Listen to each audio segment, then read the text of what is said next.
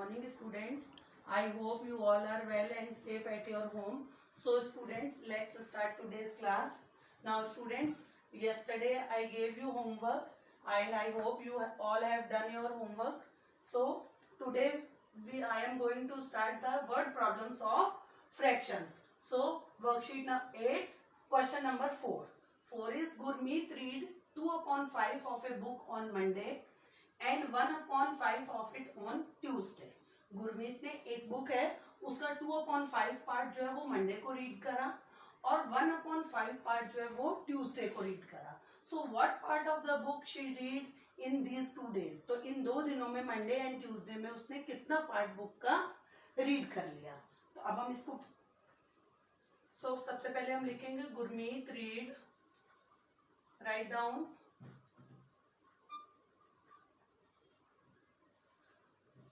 2/5 part of a book on Monday. उसके बाद फिर अगेन वही आ जाएगा Gurmeet read 1/5 part of a book read on Tuesday.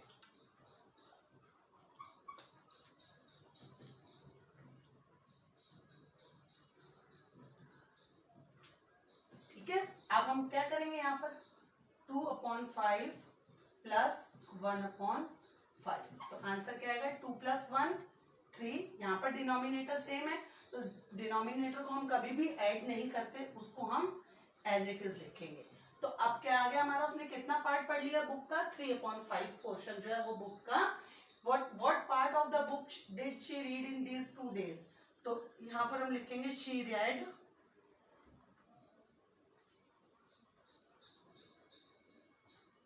3/5 part of a book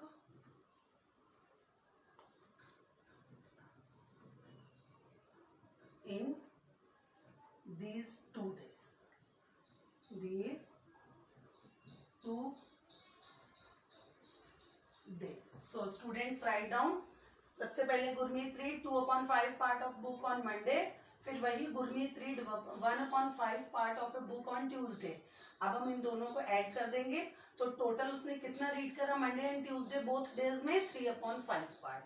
so right the answer she red 3/5 part of a book in these 2 days. So write down answer number 4.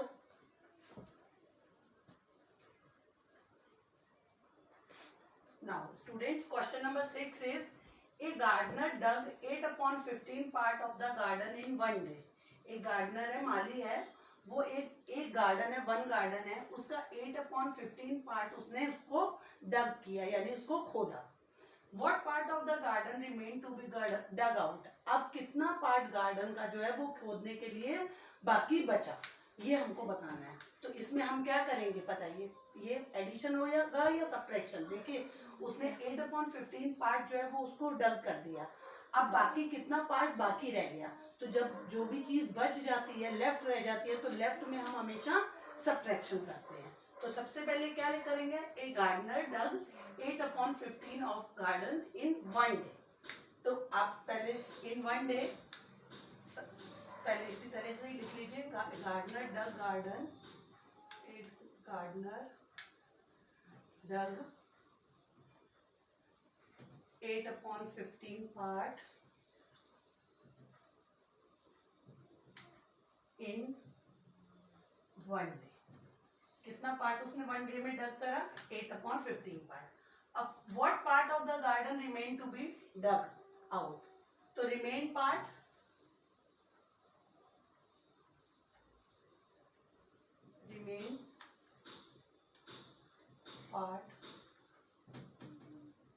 of the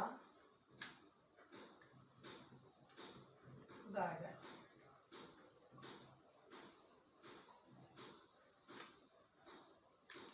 Up to be dug out is equal to.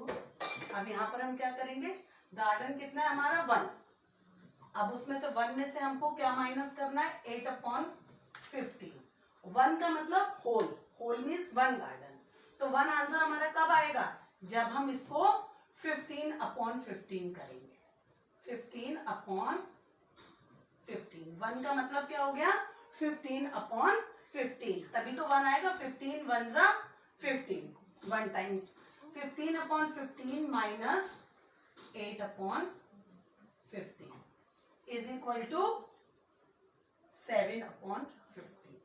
तो अब आपका answer क्या आ जाएगा, remain part of the garden to be dug out. तो आप यहां पर हम लिखेंगे 7/15 part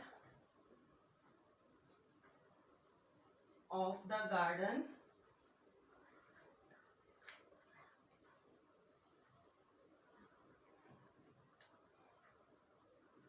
part of the garden remain to be dug. 7/15 part of the garden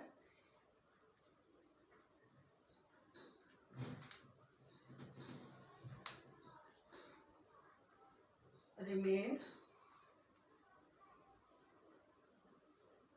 to be dug out. Write down, students. कितना पार्ट गार्डन का रह गया अभी डग आउट करने के लिए, 7/15 part. So write down question number 6।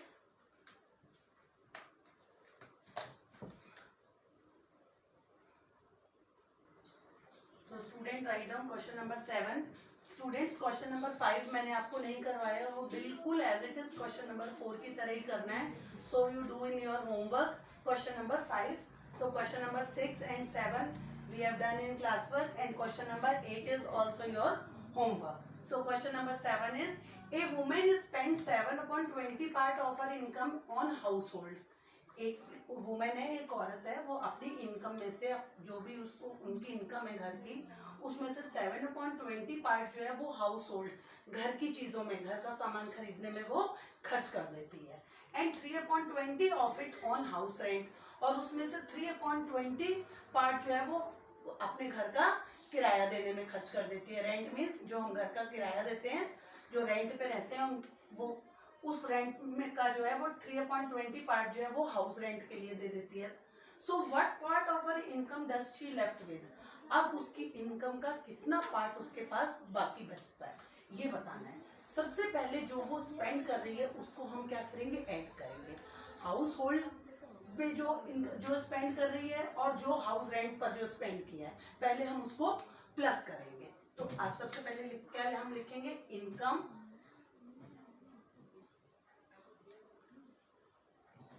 spent on household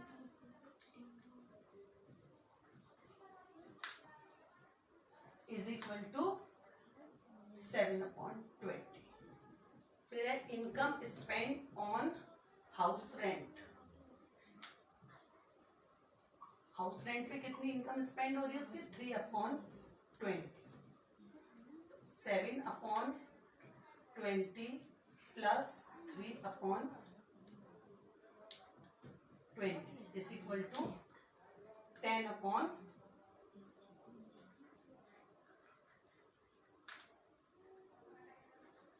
ये उसका जो है खर्चा हो गया, जो वो पैसा खर्च कर रही है, स्पेंड कर रही है। अब वो क्या कह रहे हैं, what part of her income does she left with, अब उसने अपनी इनकम में से 10/20 पार्ट जो है वो स्पेंड कर दिया, तो अब उसके पास बाकी कितना बचा। सपोज उसकी इनकम है 1 रुपी, अब उसने स्पेंड कितना कर दिया, 10/20 पार्ट। अब 1 में से आप 10/20 को माइनस करेंगे तो 1 का मतलब क्या हुआ, 20/20, तभी तो 1 आएगा। 20 1 जा 20, होल हो गया। अब 20/20 minus 10/20 is equal to 10/20। Answer हमारा क्या आया, 10/20। तो अब उसके पास जो कितने जो है हमारे पास, उसने खर्चा कितना करा, 10/20 पोर्शन उसने खर्च कर दिया, और 10/20 पोर्शन जो है वो उसके पास बाकी रह गया। तो अब वो क्या पूछ रहे हैं, what part of her income does she left with, she left